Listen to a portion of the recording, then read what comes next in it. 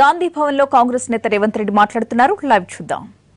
శాసన సభ్యులు office of profit కింద వీళ్ళు ఆర్థిక ప్రయోజనాలు పొందినరు, అధికారాన్ని అనుభవించరు కాబట్టి ఇది చట్ట విరుద్ధము, రాజ్యాంగ విరుద్ధము, తక్షణమే వీళ్ళను శాసనసభ్యులుగా అనర్హులుగా ప్రకటించాలని చెప్పి ఎలక్షన్ కమిషన్ ఆఫ్ ఇండియా రాష్ట్రపతి గారికి రికమెండ్ చేయడం జరిగింది. ఇక రాష్ట్రపతి గారి నిర్ణయమే తర్వాయి. అంటే ఈరోజు చట్టము, కేంద్ర ఎన్నికల సంఘము, రాష్ట్రపతి కార్యాలయం ఏం చెప్తుందంటే శాసనసభ్యులుగా ఉన్నవాళ్ళు పార్లమెంట్ సెక్రటరీలుగా కానీ ఇతర క్యాబినెట్ హోదాలు పొందడం చట్ట విరుద్ధమని స్పష్టంగా రాజ్యాంగపరమైన సంస్థలు ఈరోజు తీర్పునివ్వడం జరిగింది. కాబట్టి తెలంగాణ రాష్ట్రంలో చట్ట విరుద్ధంగా నియామకాలు జరిగిన 6 మంది పార్లమెంట్ సెక్రటరీలు శ్రీనివాస్ గౌడ్ గారు, సతీష్ కుమార్ గారు, జలగం వెంకట్రావు గారు, వినయ్ భాస్కర్ గారు, కోవా లక్ష్మి గారు, వీళ్ళందరినీ కూడా గాదర్ కిషోర్ గారిని ఈ 6 మందిని తక్షణమే కేంద్ర ఎన్నికల ప్రధాన అధికారి శాసనసభ్యులుగా అనర్హులుగా ప్రకటించాలి. కాంగ్రెస్ పార్టీ తరఫున సోమవారం రోజు కేంద్ర ఎన్నికల సంఘానికి ఫిర్యాదు చేస్తున్నాము. ఆనాడు కల్వకుంట్ల చంద్రశేఖరరావు గారు అక్రమంగా నియమించిన పార్లమెంట్ సెక్రటరీలు తప్పు అని చెప్పి ఆంధ్రప్రదేశ్ తెలంగాణ ఉమ్మడి హైకోర్టు కొట్టివేసింది. వాళ్ళ మీద చర్యలు తీసుకోలేదు.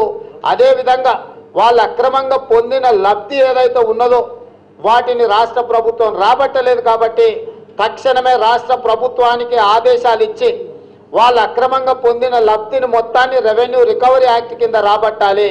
రెండవది వాళ్ళని శాసనసభ్యులుగా అనర్హులుగా ప్రకటించాలి.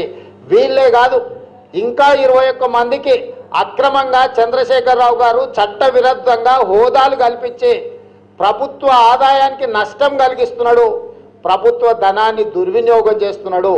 కేవలం తన రాజకీయ ప్రయోజనానికి రాజకీయ అనుచరులను, సహచరులను క్యాబినెట్ హోదా కల్పించి అధికార దుర్వినియోగానికి పాల్పడుతున్నాడు. కాబట్టి ఈ 21 మందిని కూడా తొలగించాల్సిందిగా చంద్రశేఖరరావు గారిని డిమాండ్ చేస్తున్నాము. అదేవిధంగా హైకోర్టులో ఏదైతే కేసు ఉందో ఖచ్చితంగా ప్రధాన న్యాయమూర్తి ముందు మా న్యాయవాదులు తొందరలోనే స్పెషల్ మెన్షన్ కింద ఇది అత్యవసరమైన పిటిషన్, దీని మీద మీరు చర్చకు తీసుకొని జడ్జిమెంట్ ఇవ్వాల్సిందిగా కూడా రేపు న్యాయస్థానం ముందు మేము వాదించబోతున్నాం. ఇప్పటికైనా ముఖ్యమంత్రి గారు మళ్ళొక్కసారి హైకోర్టు చేతిలో చీవాట్లు తినకుండా నైతిక విలువలకు కట్టుబడి శ్రీమతి సోనియా గాంధీ గారు ఏదైతే ఆదర్శంగా నిలబడి ఒక్కసారి ఆరోపణ వచ్చినప్పుడు పార్లమెంటు సభ్యత్వానికి రాజీనామా చేసి ప్రజల దగ్గరికి వెళ్ళి తిరిగి ఏ విధంగా అయితే ఎన్నికైందో నీకంత నీతి లేకపోయినా కనీసం చేసిన నియామకాలనైనా రద్దు చేయమని చెప్పి కాంగ్రెస్ పార్టీ డిమాండ్ చేస్తుంది.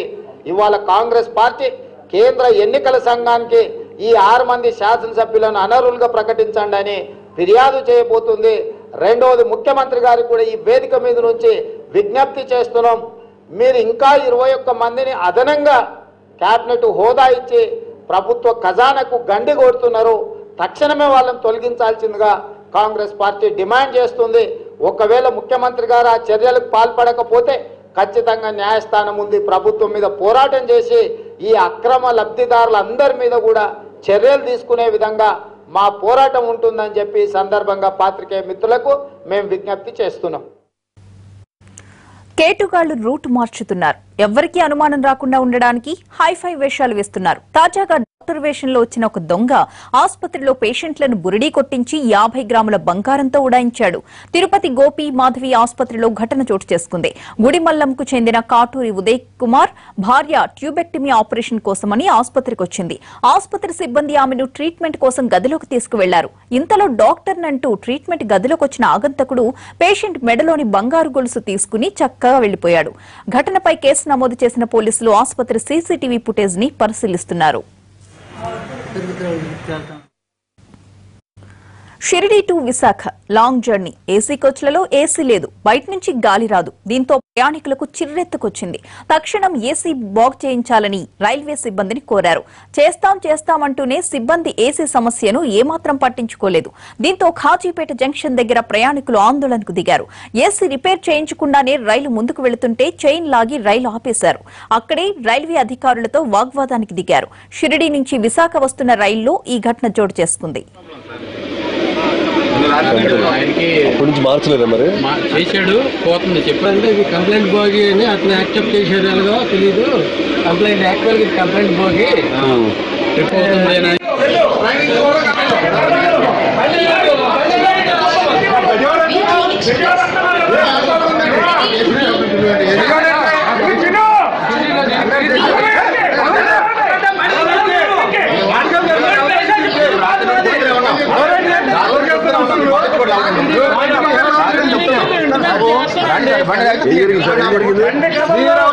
నాలుగు గంటల నుంచి ఏసీ పని చేయట్లేదండి.